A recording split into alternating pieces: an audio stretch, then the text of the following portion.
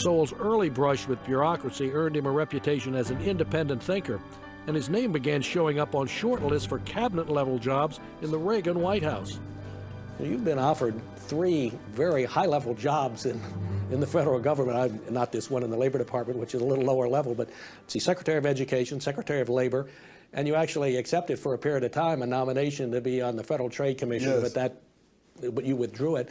What happened? I've drawn the conclusion that you don't want to work in Washington anymore. I don't. I never really did. My conscience troubled me about the Secretary of Education offer, because I knew the education was in such terrible shape that really, if I had a chance to do something about it, I ought to do it.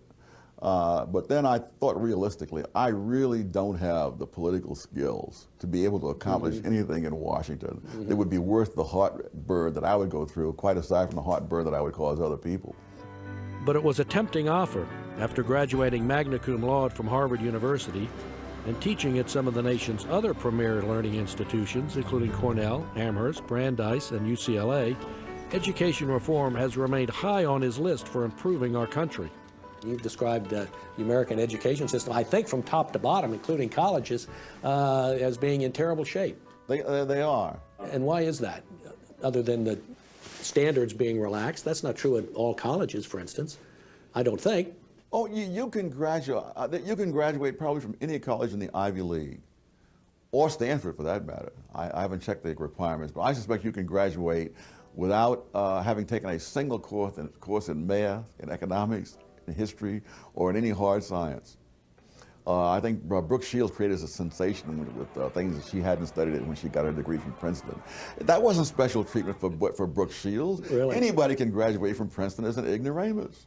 Now, if they really want to learn something, they can also learn an awful lot at Princeton. But it's entirely up to them. Well, what about elementary and secondary education? They're disastrous as well. One of the biggest problems is one that doesn't get talked about, but which is really at the heart of it all.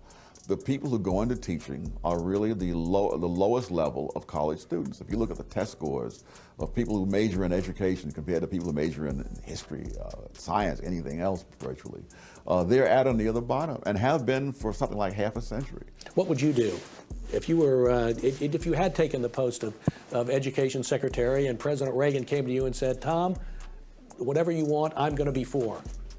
I would say, well, all right, you've broken the airline air controllers union, break the NEA, and make teaching non-union. Now that would probably do more than any other single step that you could do. Well, what would be step number 2? Step number 2 would be to hire people. Then step number 2 would be to abolish all education schools.